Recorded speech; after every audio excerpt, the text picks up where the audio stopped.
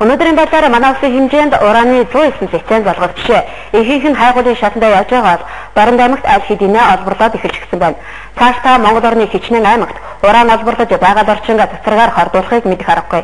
Гэтэл дэлхийн олон орны жишгээс харахад уран олборлсон нутагт амьд амьтан амьдрах боломжгүй болж их нутаг үүрд орхигддог байна.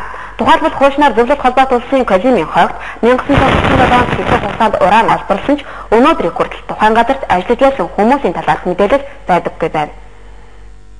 За энэ бол тухайн үеийн зөвлөлт холбоот улс 1947-аас 1950 он хүртэл уран олборлож байсан газар. Энд дандаа улс төрийн хэрэгээр шоронд орсон болон хэлбэгцэн насаараа хорих ялтай ялтнуудыг ажилуулдаг байжээ. Тухайн үед цацрагийн орлогын талаар хүн төрлөختөн төдийлөн сайн мэддэг байсан учраас ялтнууд хоол их өгдөөсөн болоод энэ газар дээрж ураны уурхай болон үйлдвэрт нь ажиллах дуртай байжээ. Гэтэл өнөөдөр тэдний хувь зай хэрхэн эргэсэн талаар ямар ч мэдээлэл байдаггүйгээр барахгүй хичнээн хүн нас орсныг ч дурдаг байдаг байна.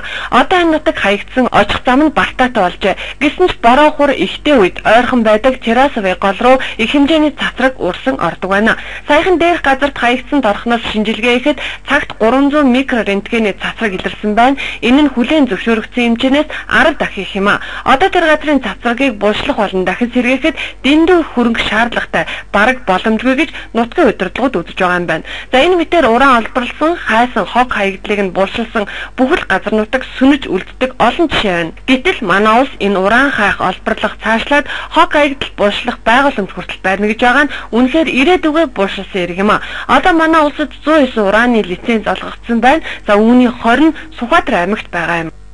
Нэг мөчөд үнцэнтэй газар нутаг захлах шүтэн уул бас баян бүдэн уулуурхай лиценз орсон. Бүрч уранд орсон. Тэгээд Дотлохан уул Чарга уул гэх мэт алхацмын одоо шүүд гэдэг газараас эхлээд ураны лиценз байна л да. Гэх мэтээр ер нь ирээдүйд Сүхбаатар аймаг бол одоо энэ өмнө говьд сүрчээд байна шүү дээ. За ганцхан аймгийн нутагт 20 ураны лиценз олгоно гэдэг үнэхээр байж боломгүй асуудал. За цаашлаад Монголын бүхэл нутаг цацрагийн хордлоготой болохгүй гэх баталгаа алгаа.